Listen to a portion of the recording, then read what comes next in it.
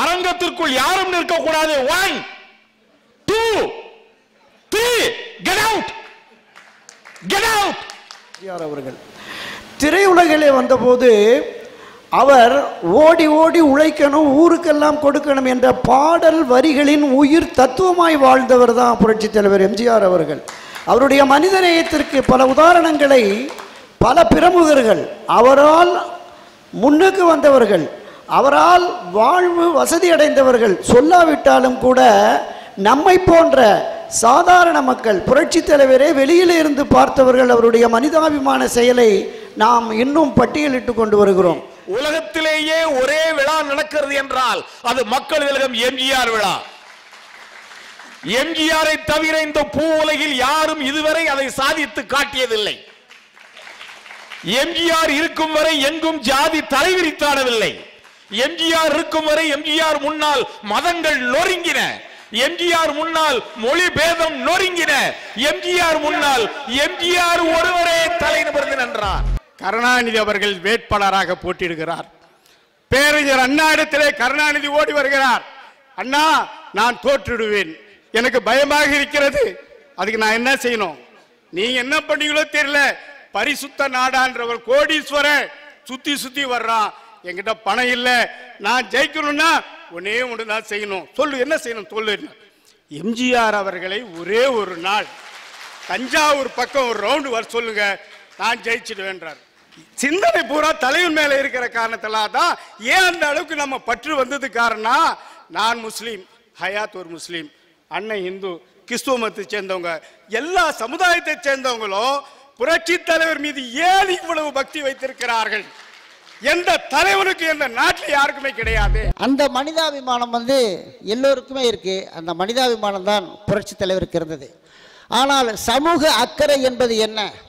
மனிதாபிமானம் இருக்கு, அது ஒரு அவங்க தனிப்பட்ட முறையில் பல பேருக்கு உதவி இருக்கிறார் புரட்சி தலைவர் எம்ஜிஆர் அவர்கள்.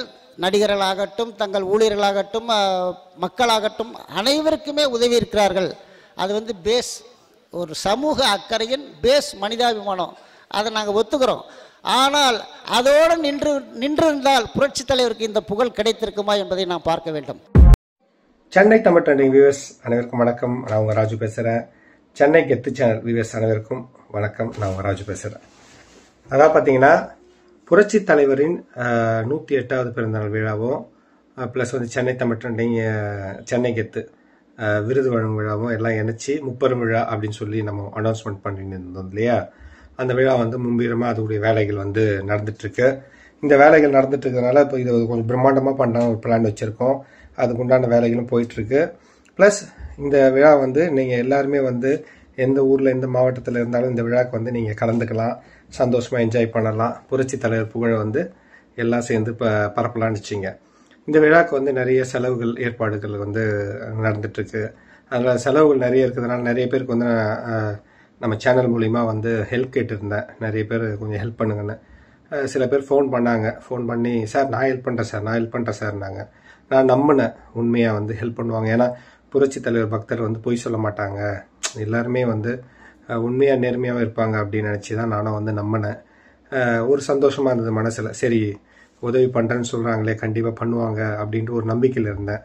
ஆனா அப்புறம் பாத்தீங்கன்னா ஃபோன் பண்ணாலும் ஃபோன் எடுக்கிறது இல்லை, யாரும் எனக்கு ரிப்ளைவும் பண்றது இல்லை, அதோட சைலண்ட் ஆயிட்டாங்க எல்லாம். அந்த நேரத்துல அந்த வேகத்துல ஆர்வக்கோளாறுல பேசுறாங்க, அவ்வளவுதான். அப்புறம்ன்றது நான் புரிஞ்சுக்கிட்டேன். ஆனா அப்படியே சில நல்ல உள்ளங்கள் சொன்ன மாதிரி நான் ஹெல்ப் பண்றேன் அப்படின்னு சொல்லிட்டு நம்ம இது நம்பர் இருக்குல்ல, ஜிபே நம்பரு, இந்த நம்பர்ல நமக்கு சென்ட் பண்றாங்க. அவங்க இது வரைக்கும் சென்ட் பண்ணவங்களுக்கு நான் ரொம்ப சந்தோஷமா, இது வரைக்கும் சென்ட் பண்றவங்க நிறைய பேர் சென்ட் பண்ணியிருக்காங்க, அப்படியெல்லாம் தப்பு கணக்கு பண்றாதீங்க. எனக்கு தெரிஞ்சு மிஞ்சி போனா நான் ஒரு 3 பேர் 4 பேர் தான் பண்ணியிருப்பாங்க. 100 கால் வருது ஒரு நாளைக்கு, ஆனா 3 பேர் 4 பேர் தான் பண்றாங்கன்னா அந்த 4 பேர் கூட பாருங்க எந்த அளவுக்கு உண்மையா புரட்சி தலைவர் மேல அன்பு வச்சிருப்பாங்க, பாசம் வச்சிருப்பாங்க பாருங்க அப்படின்னாங்க. எனக்கு உண்மையிலேயே ரொம்ப கண்ணீர் வர ஆரம்பிச்சிருச்சு. என்னடா இது, இந்த அளவுக்கு அவங்க ஹேண்டிகேப்பா இருந்தும் நான் 500 அனுப்புறேன்றாங்க. ஆனா ரொம்ப கஷ்டப்படுறவங்களா அவங்களுக்கு யாருமே இல்லையா, பசங்க கூட விட்டு போயிட்டாங்களாம். அவங்க தனியா ஒரு ஓலை குடிசையில வாழ்ந்துட்டு இருக்காங்களாம். அவங்க யார் மூலியமோ செல்லுல பார்த்துட்டு அவங்க காமிச்சு அது மூலிமா நம்பரை எடுத்து என்கிட்ட பேசினாங்க. பேசும்போது தலைவரை பற்றி பேசும்போது அழ வந்துடுச்சு அவங்களுக்கு. அவங்க அழும்போது எனக்கு கண்ணில் தண்ணி வருது. என்னடா இதுன்னு உண்மையாக சொல்கிறேன். பணம் இருக்கிறவங்க கொடுக்கணுன்ற மனசு இல்லை அவங்களுக்கு. சும்மா வாயில் சொல்கிறாங்க தலைவர் அப்படி என் உயிர் பக்தர் அப்படின்றாங்க, வெறியன்றாங்க. நான் கொடுக்குறேன் அப்படின்னு அந்த ஆர்வக்கோளாறில் ஃபோன் பண்ணி சொல்கிறாங்க. அதோட சைலண்ட் ஆகிடுறாங்க. ஏன்னா பணமாச்சு இந்த காலத்தில் வந்து பணம் எதுக்காக? ஏன்னா தலைவர் பணத்தை மதிக்கவே மாட்டார். அள்ளி அள்ளி கொடுத்த ஒரு தெய்வம், கடவுள்னே சொல்லலாம். அவருக்காக நம்ம வந்து எத்தனை கோடி போட்டு நம்ம செலவு பண்ணாலும் அதுக்கு வந்து அவர் மிகையே ஆகவே ஆகாது. ஏன்னா அவர்லாம் அந்த காலத்திலேயே வந்து அந்த மாதிரி பணத்தை துச்சமாக நினச்சி அனுப்பிச்சி விட்டார். அந்த மாதிரி ஒரு நல்ல மனுஷன் அவர் வந்து நமக்கு கிடைச்சது வந்து நம்மளுடைய பாக்கியம்தான் சொல்லணும். அந்த மாதிரி இருந்த ஒரு தலைவருக்கு நம்ம வந்து இன்னைக்கு வந்து நம்ம ஒரு விழா எடுக்கணும் போது நம்ம ரொம்ப சந்தோஷப்படணும், ஹாப்பியாக இருக்கணும் இல்லையா? ஆனால் நம்மளால முடியல, கொஞ்சம் கஷ்டப்படுறோம். கொஞ்சம் இருக்கிறவங்க எல்லாம் சப்போர்ட் பண்ணால் நல்லாயிருக்கும், ஹாப்பியாக நம்ம அந்த தலைவருக்கு வந்து விழா எடுக்கலாம் அப்படின்னு நம்ம ஆசைப்படுறோம். ஆனால் யாருமே வந்து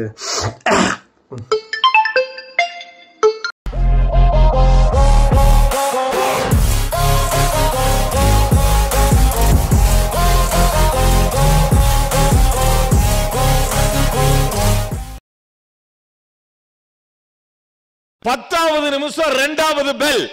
அந்த 2வது பெல்ல அவங்க எம்ஜிஆர் மிலிட்டரியை சேர்ந்தவங்கிறதுனால அவங்களே அடக்கி வாசிப்பாங்க. இல்லை என்றால் மைக்கு புடுங்கப்படும். நான் உள்பட நானா இருந்தாலும் மைக்க புடுங்கிருக்கேன். இது எம்ஜிஆர் மிலிட்டரி. அப்புறம் சுருக்கமான தலைமை உரை துவக்கம். உலகில் எத்தனையோ நாடுகளில் எத்தனையோ மொழிகளில் திருவிழாக்கள் நடைபெறுகிறது. ஆனால் எம்ஜிஆர் விழா ஒன்றுதான் உயர்ந்து நிற்கிறது. இதற்கு என்ன காரணம் தெரியுமா? யார் விழா நடத்தினாலும் எந்த விழாவாக இருந்தாலும் அது ஒன்று ஜாதி விழா அல்லது மத விழா அல்லது மொழி விழா அல்லது அரசியல் கட்சி விழா அல்லது நாட்டு விழா. ஆனால் எம்ஜிஆர் விழா மட்டும்தான் பொது விழா, என்றும் புது விழா. ஜாதி சமய மொழி இன நாடு பேதமின்றி எந்த வேறுபாடும் இன்றி உலகத்திலேயே ஒரே விழா நடக்கிறது என்றால் அது மக்கள் திலகம் எம்ஜிஆர் விழா. எம்ஜிஆரை தவிர இந்த பூ உலகில் யாரும் இதுவரை அதை சாதித்து காட்டியதில்லை. எம்ஜிஆர் இருக்கும் வரை எங்கும் ஜாதி தலைவிரித்தாடவில்லை. எம்ஜிஆர் இருக்கும் வரை எம்ஜிஆர் முன்னால் மதங்கள் நொறுங்கின. எம்ஜிஆர் முன்னால் மொழி பேதம் நொறுங்கின. எம்ஜிஆர் முன்னால் எம்ஜிஆர் ஒருவரே தலை நிமிர்ந்து நின்றார். இந்த ஒரு தகுதி இந்த பூமி பந்து 450 கோடி ஆண்டுகளாக சுழந்து கொண்டிருக்கிறது. இந்த ஒரு தகுதி எம்ஜிஆரை தவிர வேறு எவருக்கும் இல்லை. அப்படிப்பட்ட ஒரு மனிதனுக்கு பட்டிமன்றம், அதுல கூட புதுமையை பாருங்க ஐயா. ஒரு பட்டிமன்றம்னா 2 போடியன் இருக்கும். அங்க அந்த கட்சிக்காரங்க, இங்க இந்த கட்சிக்காரங்க. நடுவர் ஒரு ஊனபேத மனிதனாக கருதப்பட்டு நடுவிலேயே உட்கார்ந்து பேசுவார். அவர் அங்கே உட்கார்ந்து பேசுவார். ஆனா எம்ஜிஆர் விழாவில் தான் போடியன் ஒன்றுதான். காரணம், இங்கே இருப்பவர்களும் எம்ஜிஆர் ஆட்கள், அங்கே இருப்பவர்களும் எம்ஜிஆர் ஆட்கள், நடுவரும் எம்ஜிஆர் ஆள். இங்க ஒன்றுதான் எதிர் அணியே ஒழிய எதிர்ப்பு அணி கிடையாது. இங்க மட்டும்தான். 2வது, உலகத்தில் எம்ஜிஆரை பாராட்டி பேசுவதில் போற்றி பேசுவதில் ஆரோக்கியமான போட்டி எம்ஜிஆர் ஒருவருக்கு. அந்த ஆரோக்கியமான போட்டி தான் இந்த பட்டிமன்றம். அந்த அணிக்காரங்க அவங்க கட்சியிலேயே குறியா இருப்பாங்க, இந்த அணிக்காரங்க இவங்க கட்சியிலேயே குறியா இருப்பாங்க. ஆனா எம்ஜிஆர் பட்டிமன்றத்தில் மட்டும்தான் எல்லாருமே எம்ஜிஆரை பாராட்டி பேசுவதில் குறியாக இருப்பார்கள். அங்கேயும் எம்ஜிஆர் தான் உயர்ந்து இருக்கிறார். இப்ப பட்டிமன்றத்தின் தலைப்பு பாருங்க. மக்கள் திலகத்தின் மங்கா போலுக்கு காரணம் மனிதாபிமானமே, சமூக அக்கறையே. இப்படி எல்லாம் ஒரு தலைப்பு எம்ஜிஆர் தவிர யாருக்காவது கிடைக்குமா? யாருக்காவது கிடைக்குமா? இந்த தலைப்பு எப்படி தெரியுமா இருக்கு? இதிகாசங்களில் மிகவும் பெருமைக்குரியது ராமாயணமா மகாபாரதமா என்று கேட்டால் என்ன பதில் சொல்வீர்கள்? தத்துவங்களை அடுக்கி அறநூல்களாக விளங்குவதில் திருக்குறள் உயர்ந்த நூலா, நாலடியார் உயர்ந்த நூலா என்று கேட்டால் எதை சொல்வது? எம்ஜிஆரின் மங்கா புகழுக்கு அவரது மனிதாபிமானமா, அவரது சமூக அக்கறை என்று கேட்டால் எதை சொல்லுவது? ஆக மனிதாபிமானம் தான் என்று அதில் அதிக அழுத்தம் இருக்குது என்று சொல்ல துரை கருணாவின் தலைமையில் அந்த அணி காத்திருக்கிறது. சமூக அக்கறையே, எம்ஜிஆரின் சமூக அக்கறையே அதுதான் காரணம் என்று சொல்லி இதோ இங்கே முடிமன் ராமசாமி அவர்கள் தலைமையில் ஒரு அணி காத்திருக்கிறது. சரியா? இப்போ பட்டிமன்றத்தை தொடங்குவோம். இந்த பட்டிமன்றம் மிக சிறப்பாக உங்கள் பேராதரவோடு நடக்க தயாராக இருக்கிறது. இப்போது இந்த விழாவில் பேச வந்திருப்பவர்கள் அவ்வளவு பேருமே, இங்க உட்கார்ந்திருக்க 6 பேருமே ஒருவர் எம்ஜிஆரின் உயிர் என்றால், ஒருவர் எம்ஜிஆரின் உடல் என்றால், ஒருவர் எம்ஜிஆரின் ஆன்மா என்றால், ஒருவர் எம்ஜிஆரின் அறிவென்றால், ஒருவர் எம்ஜிஆரின் ஆற்றல் என்றால், ஒருவர் எம்ஜிஆரின் உணர்வு. ஆக 6 பேரும் எம்ஜிஆரின் அம்சங்கள். இவங்க கிட்ட எம்ஜிஆரை பத்தி பேசுறதுக்கு கேட்கவே வேண்டாம். அந்த வகையில மக்கள் திலகத்தின் மங்கா புகழுக்கு காரணம் மனிதாபிமானமே என்று ஆணித்தரமாக அடித்து பேச அந்த அணியினுடைய அணித்தலைவர், மூத்த பத்திரிகையாளர், திராவிட இயக்க ஆய்வாளர் திரு துரை கருணா, எம்ஜிஆரோடு பழகியவர், அவர் வருகிறார். திரையுலகிலே வந்தபோது அவர் ஓடி ஓடி உழைக்கணும், ஊருக்கெல்லாம் கொடுக்கணும் என்ற பாடல் வரிகளின் உயிர் தத்துவமாய் வாழ்ந்தவர் தான் புரட்சி தலைவர் எம்ஜிஆர் அவர்கள்.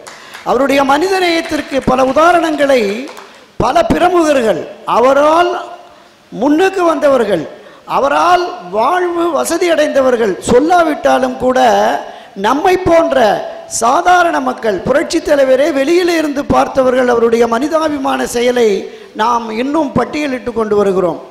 உதாரணத்திற்கு புரட்சி தலைவர் எம்ஜிஆர் அவர்கள் ஒரு திரைப்படத்தில் நடிக்கிறார். எல்லிஸ் டங்கன் என்று அமெரிக்கா நாட்டை சேர்ந்தவர் தான் இயக்குனர். ஒரு சண்டை காட்சி, பகல் 12 மணி, கடும் சூடு, பாறை வெப்பத்தால் தகிக்கிறது. ஒரு சண்டை காட்சியில் புரட்சி தலைவர் அந்த பாறையில் படுத்த மாணிக்கு சண்டை போடணும். எதிராளி நின்று கொண்டு சண்டை போடுகிறான். அப்போ ஒரு மஸ்லின் ஷர்ட் இருக்கும், மஸ்லின் சட்டை, மிக மெலிதான சட்டை, அந்த பாறையினுடைய சூட்டில் உருகி அவருடைய உடலில் ஒட்டிக்கிடுச்சு. இந்த இயக்குனர் புது நடிகர் தானே அப்படின்னு 2-3 முறை டேக் எடுக்கிறார். இயக்குனர் உதவி இயக்குனர்கள், தயாரிப்பாளர் எல்லாமே அங்கே இருக்கிறவங்க சொல்கிறாங்க, காட்சி நல்லா தானே வந்திருக்கு. இல்லை அவருக்கு பயிற்சி நிறைய வேணும் அப்படின்னு சொல்லிட்டு அந்த வில்லனாக நடித்தவரும் மற்றவர்களும் தலைவருக்கு தேங்காய் எண்ணெய் போட்டு அதை எடுத்திருக்கிறாங்க. அந்த எல்லிஸ் டங்கன் 1980களில் புரட்சி தலைவர் எம்ஜிஆர் அவர்கள் முதலமைச்சராக இருக்கிற போது அவரை பார்க்க வர்றாரு. ஒரு அழுக்கடைந்த கோட்டு போட்டுட்டு உள்ளே வர்றாரு. உதவியாளர், பொன்மனத்தமிழுடைய உதவியாளர் சொல்லி, எல்லிஸ் டங்கன் வந்திருக்காருங்க. தலைவர் எழுந்து போய் அவரை வரவழைச்சு என்னன்னு கேட்குறார். நீலகிரி மாவட்டம் அந்த வெலிங்டன் என்கிற பகுதியில் ஒரு இடம் வாங்கி போட்டிருந்தேன் 30 வருஷத்துக்கு முன்னாடி, அது யாரோ ஆக்கிரமிச்சிட்டாங்க, நீங்கள் தான் அதை மீட்டு தரணும் என்று சொல்கிறார். உடனே தன்னுடைய உதவியாளரை அழைத்து அந்த ஃபைலை கொடுங்க அப்படின்னு சொல்லி அந்த தஸ்தாவேஜுகளை வாங்கி கொடுத்துட்டு 1 வாரத்தில் அவருக்கு இந்த இடத்த மீட்டு கொடுக்கணும்ட்டு ஒரு கணிசமான தொகையை சூட்கேஸில் வச்சு, ஐயா நீங்கள் இதை வச்சுக்கங்கன்னு கொடுக்குறார். தன்னை திரைப்படத்திலே வாட்டி எடுத்த அந்த இயக்குனருக்கு பணமும் கொடுத்து அவர் சொத்தையும் மீட்டு கொடுத்த மனிதாபிமானம் உயர்ந்தது இல்லையா? 47 ராஜகுமாரியில் கதாநாயகன். அதுக்கு ஒரு 6 மாதத்துக்கு முன்னாடி சாயான்னு ஒரு திரைப்படத்தில் நம்முடைய புரட்சி தலைவருக்கு ஒரு கதாநாயகன் வேடம் வருகிறது. அதில் குமுதின்னு குமுதினி ஒரு பிரபல நடிகை அதில் நடிக்கிறாங்க.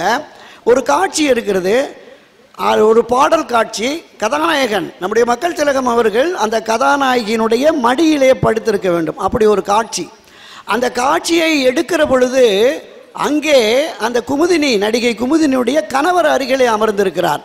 அவர் திடீரென எழுந்து நம்முடைய மக்கள் திலகத்தை கையை பிடிச்சி வெளியில் இழுத்துட்டு, நீ ஒரு சாதாரண எக்ஸ்ட்ரா நடிகன், என்னுடைய மனைவி எவ்வளோ பெரிய பிரபல கதாநாயகி, அவள் மடியில் நீ தலை வைக்கலாமா அப்படின்ட்டு இந்த படத்தில் என்னுடைய மனைவி நடிக்கவே மாட்டாள்னு எடுத்துகிட்டு போயிடுறார். உடனே உடைஞ்சு போயிடுறார். ஒரு 14 ஆண்டுகள் போராடி வருகிறார். 1936 இருந்து சதிலீலாவதி தொடங்கி ஒரு 10-14 படங்கள் சிறிய வேடங்கள் தான். ஒரு கதாநாயகன் வேடம் கிடைத்தால் எந்த அளவுக்கு மகிழ்ச்சியின் ஆனந்தத்தின் உச்சத்தில் இருப்பார்.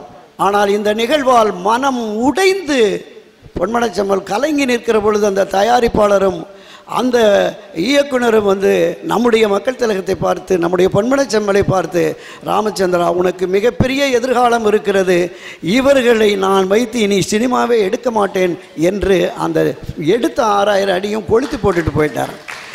அதே குமுதினி 70களின் தொடக்கம் 78 79 நம்முடைய பொன்மனச் செம்மல் முதலமைச்சராக இருக்கிற போது தன்னுடைய மனைவியை, தன்னுடைய கணவனை குமுதினி அழைச்சிட்டு வந்து நம்முடைய தலைவருடைய காலில் விழுந்து, எங்கள் சொத்து ஏறாம போக போகுது, வீடு நாங்கள் நடு ரோட்டில் நிற்க போகிறோம், ஐயா தான் காப்பாற்றணும். உடனே அந்த வீட்டை மீட்டு கொடுத்த, அந்த வீட்டுக்கு தேவையான பொருட்களை கொடுத்த ஒரு மனிதநேய தலைவன் தான் புரட்சி தலைவர் அவர்கள்.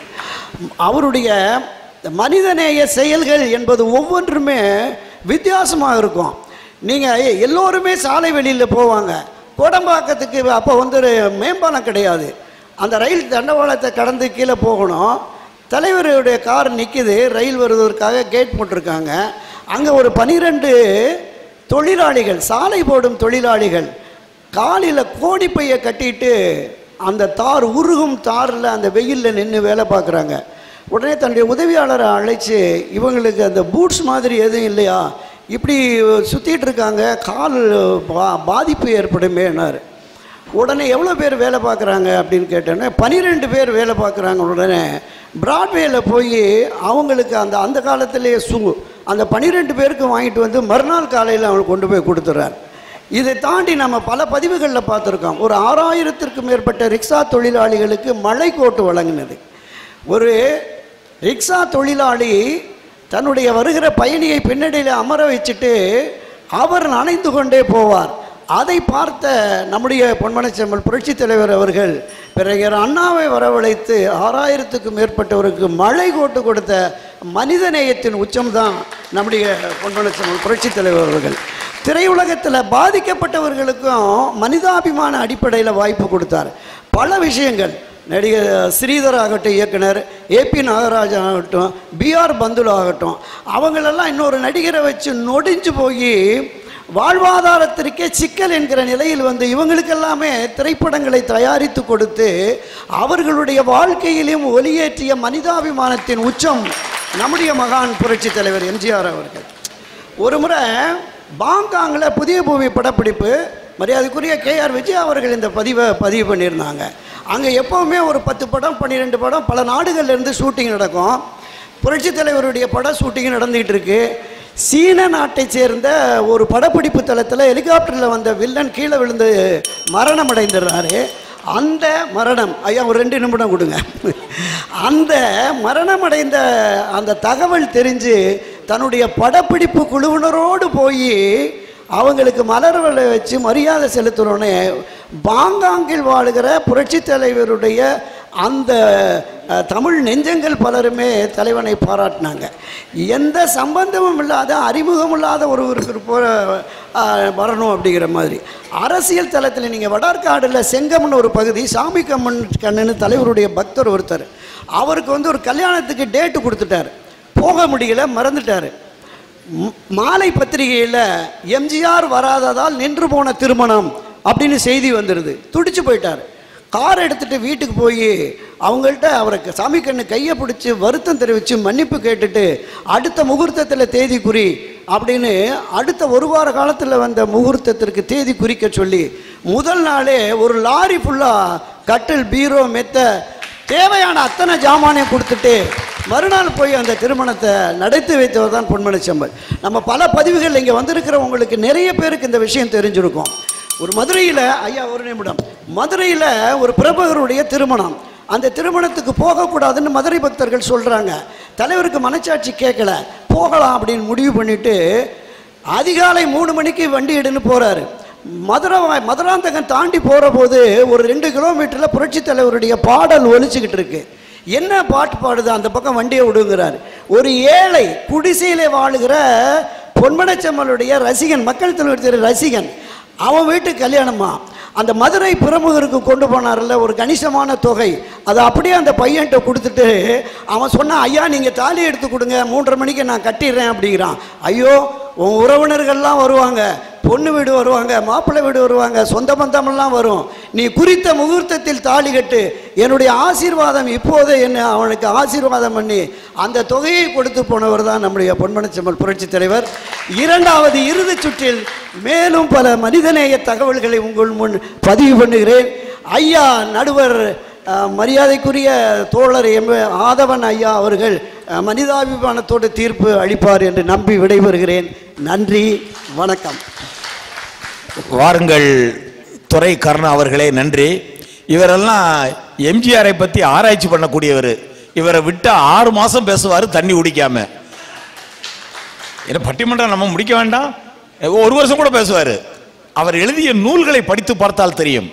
எம்ஜிஆருடைய மனிதாபிமானத்தை பற்றி மணிக்கணக்கில் பேசுவார். அதில் ஒரு பாயிண்ட குறிப்பிட்டார் பாருங்க.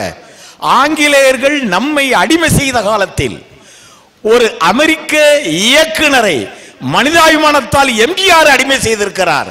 இதுக்கு மேல மனிதாபிமானத்தை சொல்றதுக்கு என்னங்க வேணும்?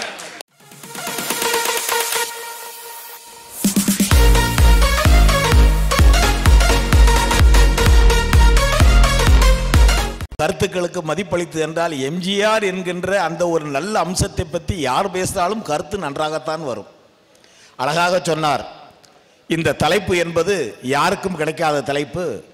இது 12 ஆண்டுகளுக்கு ஒரு முறை பூக்கின்ற குறிஞ்சிப்பூ என்றார். இன்று செய்தியை கவனித்தீர்களா? 12 ஆண்டுகளுக்கு பிறகு குறிஞ்சிப்பூ இன்றுதான் மலர்ந்தது. இந்த விழாவும் இன்றுதான் தொடங்கி இருக்கிறது.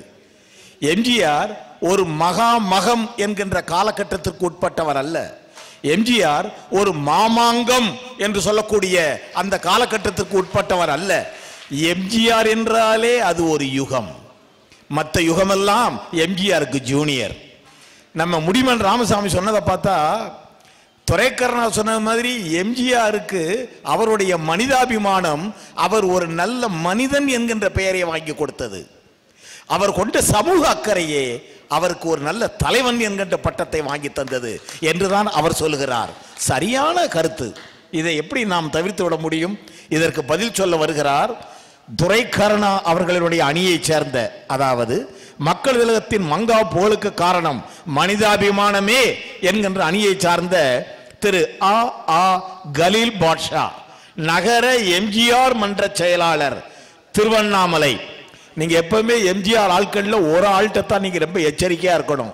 இந்த எம்ஜிஆர் மன்ற செயலாளரா யார் யாரெல்லாம் இருக்காங்களோ அவங்க கிட்ட எச்சரிக்கையா இருங்க. அவங்க கிட்ட எம்ஜிஆரே எச்சரிக்கையா இருப்பாரு. வாங்க ஐயா.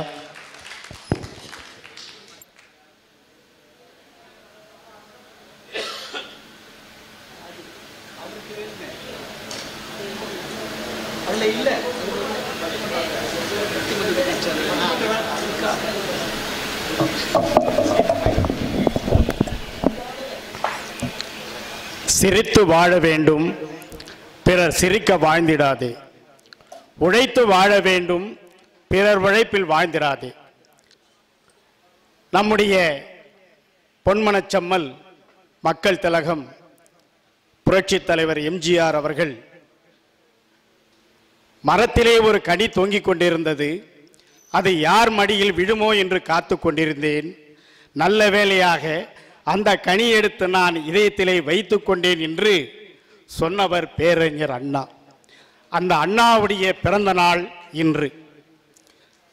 பேரறிஞர் அண்ணாவுடைய பிறந்த நாளிலே இன்றைய தினம் நம்முடைய அனைத்துலக எம்ஜிஆர் பொதுநல சங்கமும் அனைத்துலக எம்ஜிஆர் திரைப்பட திறனாய்வு சங்கமும் இணைந்து மனித நேயம் என்ற 107வது ஐம்பெரும் விழாவினை இன்றைய தினம் இங்கே நடைபெற்றுக் கொண்டிருக்கிறது.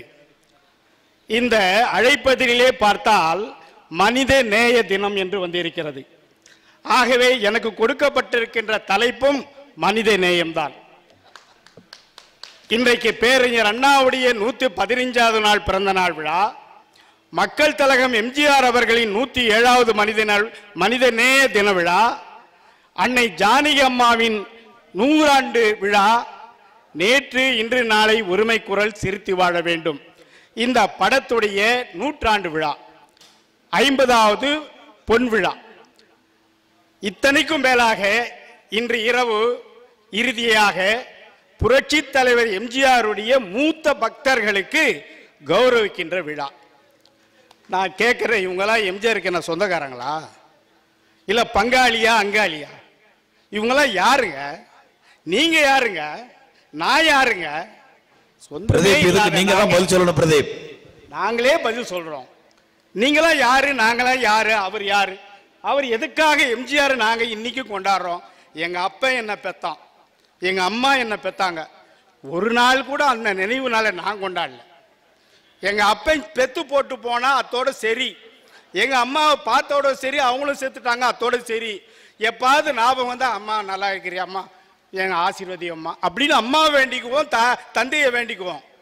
ஆனா என்ன காரணத்துல தெரியலைங்க, இந்த புரட்சி தலைவர் எம்ஜிஆர்ன்ற சொல்லை நாம கேட்டதிலிருந்து என்னைக்கு அந்த 3 எழுத்து என் மனதிலே ஊர்ந்ததிலிருந்து வருஷா வருஷம் அவருக்கு பிறந்த நாள் காசு இருக்கோ இல்லையோ எப்படியோ விழா நடத்துறோம்.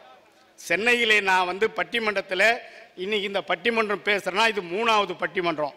முதல் பட்டிமன்றத்தில் என்னை பேச வச்சு அழகு பார்த்தவர் உரிமை குரல் மாத இதழ் மரியாதைக்குரிய மறைந்த எனது அன்பு சகர் PS ராஜு அவர்கள். அவரை நான் இன்று எண்ணி பார்க்கிறேன். இரண்டாவதாக அண்ணன் பேராசிரியர் செல்வகுமார் அவர்கள் முதல் 2வது பட்டிமன்றத்திலே பேச வைத்து அழகு பார்த்தார். 3வது இன்றைக்கு என்னை பேச வைத்து நமது ரங்கராயல் அவர்களும் பேராசிரியர் செல்வகுமார் அவர்களும் அண்ணனுடைய தலைமையிலே எனக்கு பேச வாய்ப்பு தந்திருக்கிறார்கள். நான் திருவண்ணாமலை நகரத்திலிருந்து வந்திருக்கிறேன். நினைத்தாலே முக்தி தரும் திருவண்ணாமலை. நீங்களாம் பழனிக்கு போனால் மணிக்கணக்கில் காத்திருக்கணும், திருப்பதிக்கு போனால் மணிக்கணக்கில் காத்திருக்கணும், அப்பதான் தரிசனம் கிடைக்கும். ஆனால் நான் வசிக்கிற திருவண்ணாமலை இருக்க, இங்கேன்னு நினைச்சாலே போதும் உங்களுக்கு முக்தி வந்துடும். அந்த திருவண்ணாமலை நகரத்திலிருந்து நான் இங்க வந்து பட்டிமன்றத்தில் பேச வந்திருக்கிறேன்னு சொன்னா மனிதாபிமானம் தலைப்பில் பேச வந்திருக்கிறேன். அருமை அண்ணன் நடுவர் அவர்கள் இங்க அமர்ந்திருக்கிறார். அவருடைய அமுதகானம் மெகா டிவியில் தினந்தோறும் நான் பார்ப்பேன். முதலாக எடுக்கின்ற முதல் பாடல் எது தெரியுமா? மனிதாபிமானத்துக்கு சொந்தக்காரர் மக்கள் திலகம் புரட்சி தலைவர் எம்ஜிஆர் பாடலை ஒலிபரப்பப்பட்ட பிறகுதான் மற்றது சிவாஜி பாட்டு. அந்த ஒரு காரணத்துக்காகவே 19 வருஷத்தை தாண்டி போய்கிட்டு இருக்கு மனிதாபிமானம். இது சமூக பணி அல்ல, மனிதாபிமானம். புரட்சி தலைவரோடு இரவும் பகலுமாக இருந்து என்ன சாப்பிடுகிறாய், என்ன சாப்பிட வேண்டும் என்று எடுத்து கொடுத்தவர் இங்கே அமர்ந்திருக்கிறார். பழகியவர். இங்க அமர்ந்திருக்கின்றவர்களாம் எம்ஜிஆரோடு உறவாடியவர்கள். நாமெல்லாம் பார்த்தோம், தூரத்திலிருந்து பார்த்தோம். பார்க்காதவங்க எத்தனையோ பேர் இருக்கிறீங்க. அவர் இறந்து 45 வருஷம் 50 வருஷம் ஆயிடுச்சு. இன்னைக்கு அவர் புகழ் இன்னைக்கு உலகத்துல இருக்குன்னா அது தலைவனுடைய மகத்தான பணி, மனித நேயம். ஒரே ஒரு சம்பவத்தை சொல்றேன். ஐயா ஒரே நிமிஷம். நீங்க இந்த அளவுக்கு எம்ஜிஆரை புகழ்றதுக்கு அவருக்கு கிடைச்சிருக்க தொண்டர்களை பாருங்க. இந்த விழாவை கஷ்டப்பட்டு நடத்திக்கிட்டு இருக்காங்க 5 பேரு. இவங்களை நான் கெட் அவுட்ங்கிறேன், சிரிச்சுக்கிட்டே போறாங்க. இப்படி ஒரு தொண்டர்கள் உலகத்துல யாருக்காவது கிடைக்குமா? எந்த கட்சி தலைவனுக்கும் கிடையாதுங்க, உலகத்திலே கிடையாது. அப்படிப்பட்ட தொண்டர்கள் அவங்க தான் இந்த விழா நடப்பதற்கு காரணம். யோ வெளியில போங்க, சிரிச்சுக்கிட்டே போறாங்க. பழையபடி சிரிச்சுக்கிட்டே வந்து உட்கார்ந்துருக்காங்க, கோபிச்சுக்கே மாட்டாங்க. அவங்களுக்கு இப்போ ஒரு கைதட்டு கொடுங்க. இங்கே அமர்ந்திருக்கிற அந்த நிர்வாகிகளுக்கு தான் தெரியும் இந்த விழா எப்படி நடத்துறது, எப்படின்னு வருஷா வருஷம் திட்டம் போட்டு இது முடிஞ்ச பிறகு அடுத்த வருஷம் இதை விட எப்படி நடத்தணும் அப்படின்ற சிந்திக்கக்கூடிய சிந்தனை. அப்பனுக்கு விழா எடுக்கிறதுக்கு இல்லை, அம்மாவுக்கு விழா இல்லை, தலைவனுக்கு விழா எடுக்கணும். என்ன காரணம்? குடும்பத்தை பிரச்சனையே கவலைப்பட மாட்டாங்க. என்னடா வரும்போது மிளகாத்தூள் வாங்கிட்டு சொன்னாங்களே அந்த ஞாபகம் இருக்காது. வீட்டில் போனால் தான் அந்த ஞாபகம் வரும். நான் என்ன சொன்னேன், நீ என்ன செஞ்சுக்கிற, ஹயாத் பாஷாவை கேட்பாங்க. நான் என்ன சொன்ன உடனே வரும்போது மிளகாத்தூள் வாங்கிட்டு சொன்னா இல்லையா, ஏன் வாங்கிட்டு வரல? எங்கள் அம்மா அந்த பேராசிரியர் விட்டாரு, அங்கே மீட்டிங் சொல்லிட்டு என்ன அலைய விட்டாருன்னு. சிந்தனை பூரா தலைவன் மேலே இருக்கிற காரணத்தில தான் ஏன் அந்த அளவுக்கு நம்ம பற்று வந்தது காரணம்.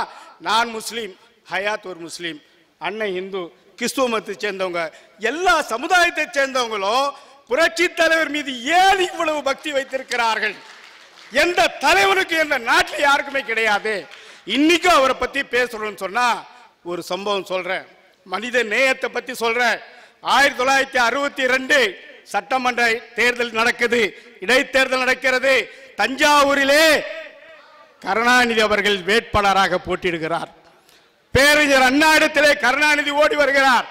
அண்ணா நான் தோற்றுடுவேன், எனக்கு பயமாக இருக்கிறது, அதுக்கு நான் என்ன செய்யணும்? நீங்க என்ன பண்ணீங்களோ தெரியல, பரிசுத்த நாடான்றவர் கோடீஸ்வரன் சுத்தி சுத்தி வர்றான். என்கிட்ட பணம் இல்ல, நான் ஜெயிக்கணும்னா ஒன்னே ஒன்று தான் செய்யணும். சொல்லு, என்ன செய்யணும் சொல்லு.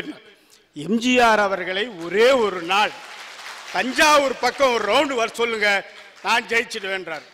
அவ்வளவுதானே, நான் அனுப்புறேன் போ அப்படின்னு சொல்லி மறுநாள் நான் அனுப்புறேன், ஏற்பாடு செய்யும் சொல்லிட்டார். நேரா அண்ணா வந்து புரட்சி தலைவரை கூப்பிடுறாரு. கூப்பிட்டு நாளை காலையில தஞ்சாவூருக்கு பிரச்சாரத்துக்கு போறேன். சரிண்ணா, வேற எதுவுமே பேசல. சரிங்கண்ணா. மறுநாள் காலை ராமவரம் தோட்டத்தில் எல்லா சூட் கேஸ்லாம் எடுத்து கார் ரெடியா நிக்குது. பெரியவர் சக்கராபாணி வந்து கூப்பிடுறாரு. எங்க போறேன்னாரு. அண்ணா பிரச்சாரத்துக்கு போறேண்ணா. தலைவர் அண்ணனுக்கு கோபம் வந்துடுச்சு. உனக்கு அறிவு இருக்கா, புத்தி இருக்கா, ஏன் இப்படி பண்ற நீ அப்படி? என்ன, உன்னுடைய மனைவி, தாலி கட்டிய மனைவி சதானந்த அம்மையார் உயிருக்கு போராடி கொண்டிருக்கிறார், பிராணவாயு செலுத்த கொண்டு இருக்கிறார்கள், சொந்தக்காரங்களாம் வந்துட்டாங்க, இப்போ அப்போடு இருக்கு, இந்த நேரத்தில் நீ போறேன்னு சொல்றியே, இது தகுமா, சரியா அப்படின்னு கேட்கிறார்.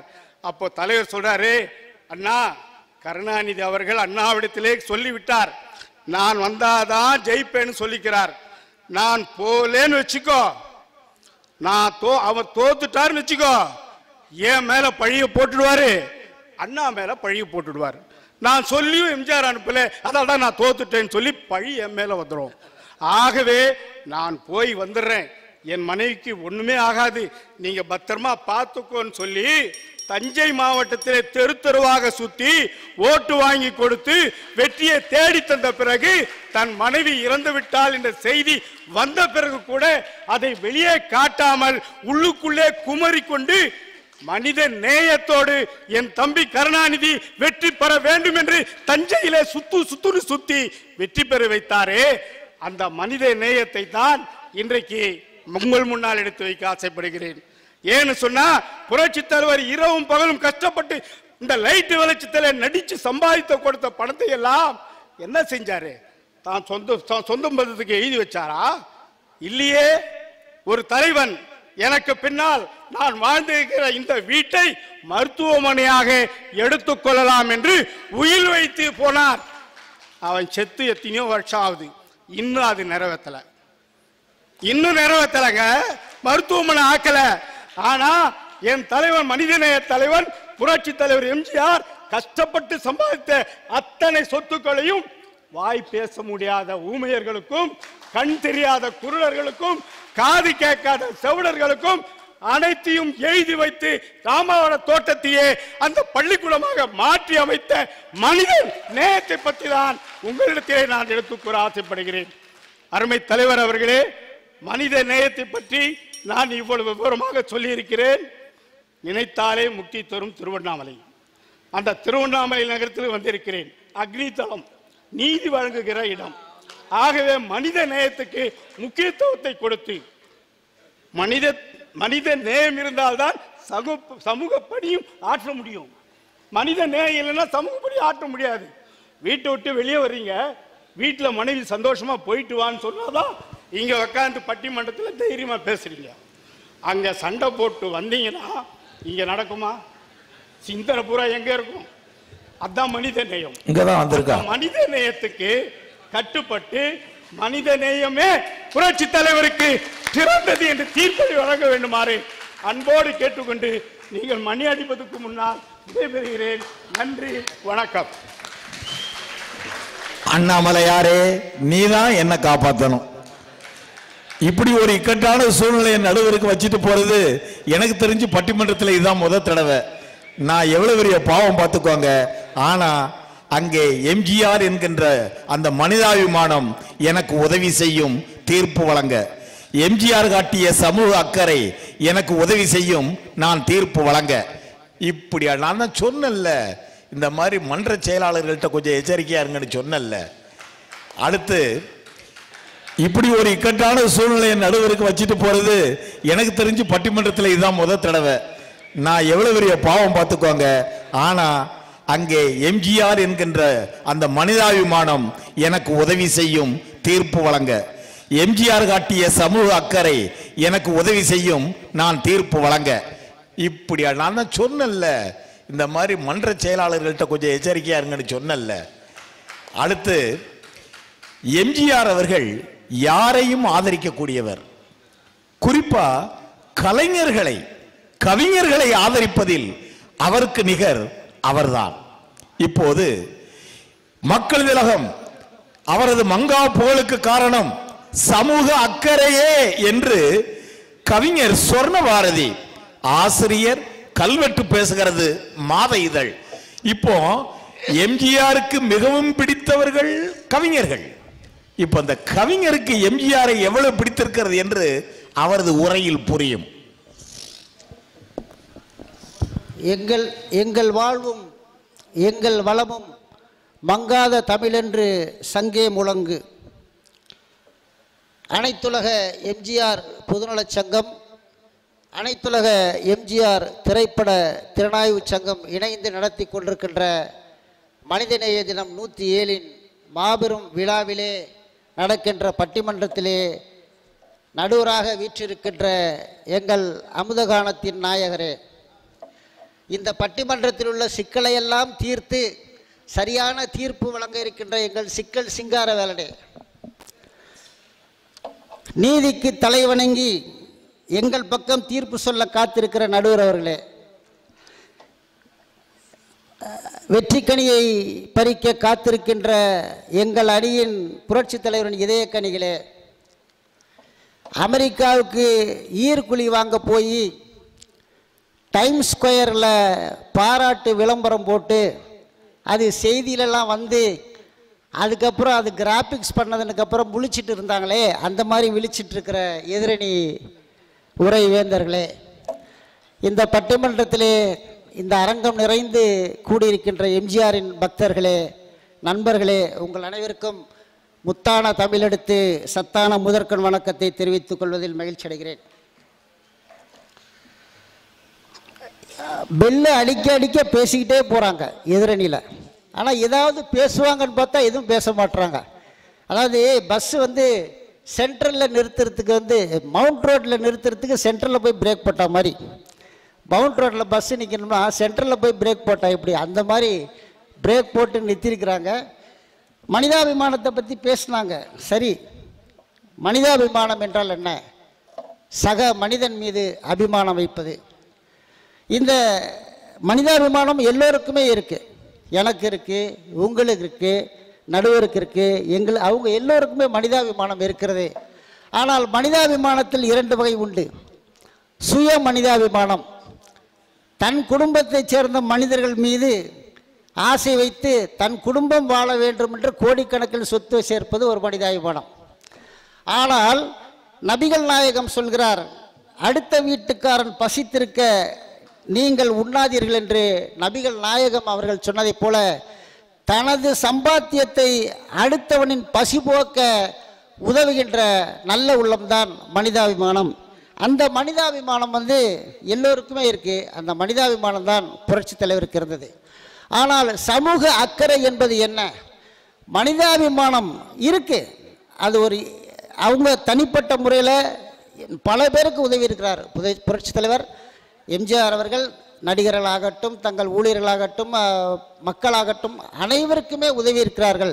அது பேஸ், ஒரு சமூக அக்கறையின் பேஸ் மனிதாபிமானம், அதை நாங்கள் ஒத்துக்கிறோம்.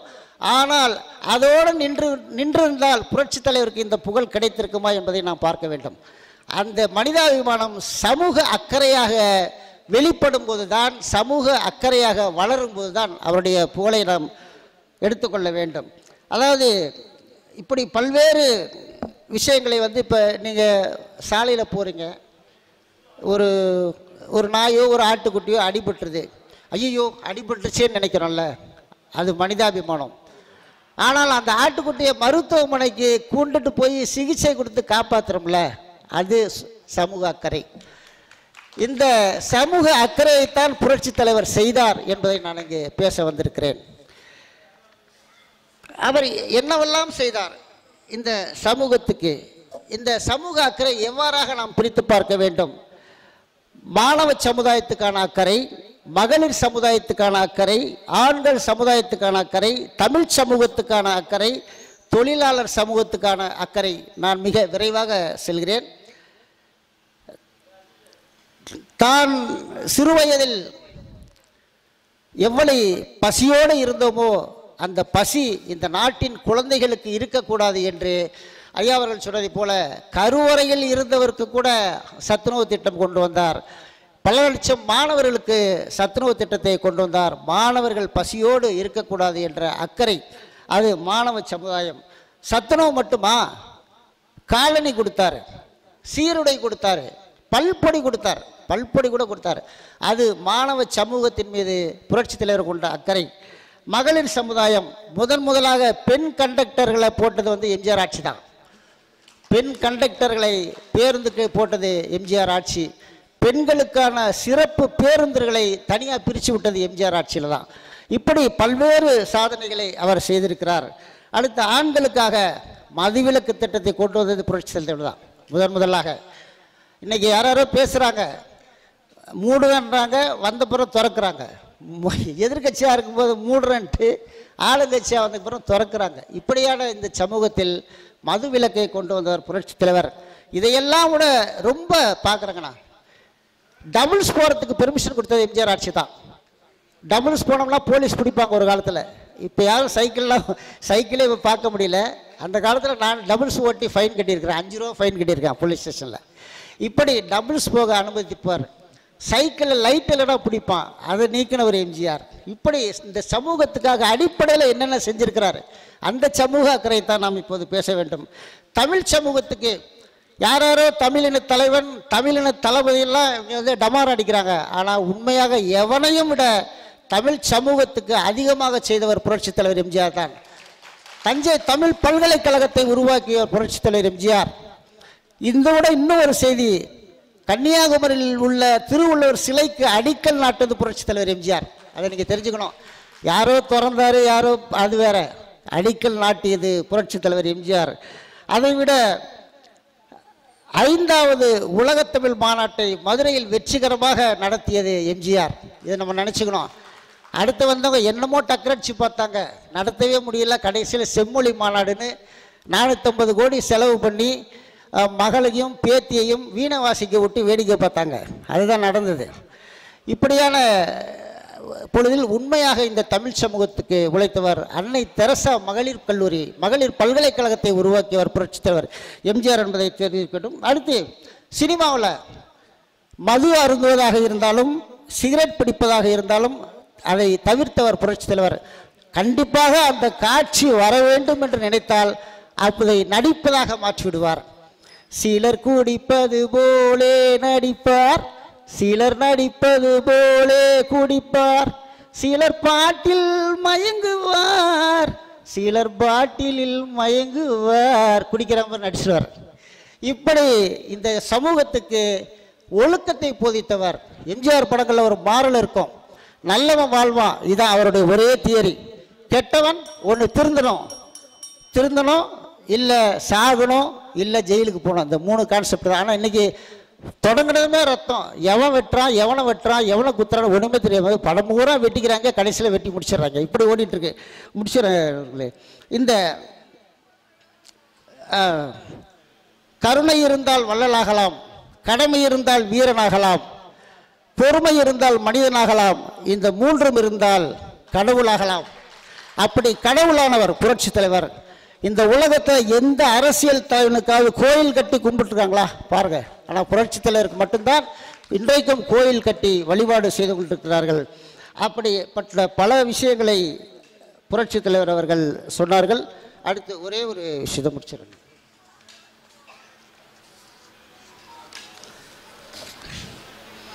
தொழிலாளர்களுக்கு செய்தது. ஒரு காலத்தில் 10A1 போஸ்ட்டு 3 மாதம் வேலை கொடுப்பாங்க, டிஸ்மிஸ் பண்ணிடுவாங்க, அடுத்து திரும்ப வேலை கொடுப்பாங்க. இப்படி ஒரு காலகட்டத்தில் லட்சக்கணக்கான 10A1 பல ஆண்டுகள் வேலை பார்த்த ஊழியர்களை பர்மனண்ட் ஆக்கி ஜூனியர் அசிஸ்டன்ட் ஆக்கினவர் புரட்சி தலைவர் எம்ஜிஆர். அதை மறக்க முடியாது. அடுத்தவிட பரம்பரையாக வந்து கொண்டிருந்த கர்ணம் போஸ்ட்டு அவங்க வச்சது தான் சட்டம். ஒரு காலத்தில் கிராமங்களில் ஒரே இரவில் ஆயிரக்கணக்கான கர்ணம் போஸ்ட்டை காலி பண்ணி படித்த இளைஞர்களுக்கு விஏஓ வேலை தந்தவர் புரட்சி தலைவர் எம்ஜிஆர். இதுதான் சமூக அக்கறை. இப்படிப்பட்ட சமூக அக்கறை தான் நம்ம வந்து பார்க்குறோம். ரிக்ஷா தொழிலாளருக்கு மலையாடை கொடுத்தார், இதைவிட முக்கியமாக சொல்கிறேன், இன்றைக்கு புரட்சித் தலைவர் எம்ஜிஆர் உயிரோடு இருந்திருந்தால் தனி ஈழத்தை நம்ம வாங்கியிருப்போம். தனி ஈழத்தை நாம் வாங்கியிருப்போம். பிரபாகரனுக்கு பல்வேறு உதவிகளை செய்வார். இப்படியான பல்வேறு விஷயங்களை முடிச்சிடறார். முதலாக 1967ஆம் ஆண்டு பர்மாவிலிருந்து நாங்கள் அகதிகளாக கப்பலில் வந்து சென்னை துறைமுகத்தில் இறங்கிய போது அற்புதமான ஒரு விருந்து சாப்பாடு போட்டாங்க எங்களுக்கு, பர்மாவிலிருந்து வந்தவர்களுக்கு துறைமுகத்தில். அப்போது ஒரு தாசில்தார் வந்து சொல்லிட்டு போனார், இந்த சாப்பாடு எம்ஜிஆர் போடுறாருங்க. அதிலிருந்து தான் எனது சமூக அக்கறைக்கான சிந்தனை செயல்பாடு துவங்குகிறது. 1983 படிச்சுட்டு வேலை இல்லை, இன்டர்வியூ வருது. தமிழ்நாடு நுகர்பொருள் வாணிப கழகத்தில் 10 பைசா யாருக்கும் லஞ்சம் கொடுக்காம நேர்முக தேர்வில் வெற்றி பெற்று இளநிலை உதவியாளராக மாறி 36 ஆண்டுகள் பணிபுரிந்து ஒரு கண்காணிப்பாளராக நேர்மையாக விடைபெற்றேன். இது புரட்சித் தலைவர் எனக்கு போட்ட பிச்சை. ஆனால் எவனோ ஏதோ பிச்சைன்றாங்க, அதில் இது உண்மையிலே நான் சொல்கிறேன், புரட்சித் தலைவர் எனக்கு போட்ட பிச்சை. அடுத்ததாக முதலாக பர்மாவிலிருந்து வந்தபோது நான் முதலில் பார்த்த திரைப்படம் ஒளிவிளக்கு. திருடாத, பொய் சொல்லாத, குடிக்காத, அது என்னென்ன அந்த நேர்மையை இன்னும் நான் கடைபிடித்து வருகிறேன். என் மனதில் பதிந்த முதல் விஷயங்கள் அதை நான் பயன்படுத்திட்டு வரேன். ஆனால் இப்படி பல்வேறு விஷயங்களை நாம் சொல்லிக்கொண்டு போனாலும்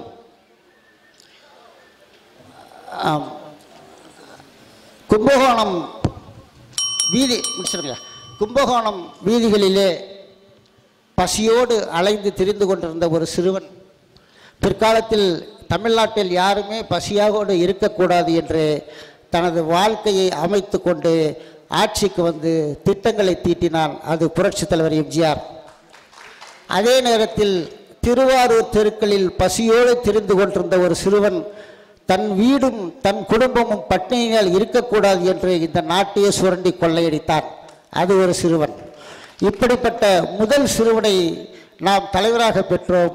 அந்த வகையிலே புரட்சித் தலைவரை நமது தலைவராக தெய்வமாக பெற்ற நாம் அனைவரும் கொடுத்து வைத்தவர்கள் என்பதை சொல்லி, ஆறு கைகள் மறைத்திருந்தாலும் ஆதவன் மறைவதில்லை. 6 கைகள் மறைத்திருந்தாலும் ஆதவன் மறைவதில்லை. ஆணைகளிட்டு யார் தடுத்தாலும் தீர்ப்பு எங்கள் பக்கம்தான் என்பதை சொல்லி, இந்த நல்லதொரு வாய்ப்பினை எனக்கு வழங்கிய ஐயா செல்வகுமார் அவர்களுக்கும் என் இனிய நண்பர் முனைவர் தமிழ் மணவாளன் அவர்களுக்கும் நன்றி கூறி நிறைவு செய்கிறேன். நன்றி, வணக்கம். அதாவது மக்கள் திலகம் எம்ஜிஆருடைய பட்டிமன்றத்தில் நடுவராக இருப்பது அது நான் செஞ்ச புண்ணியம். ஆனால் இந்த அருமையான கருத்துக்களை பேசும்போது போதும்னு பெல் அடித்தது அது நான் செஞ்ச பாவம்.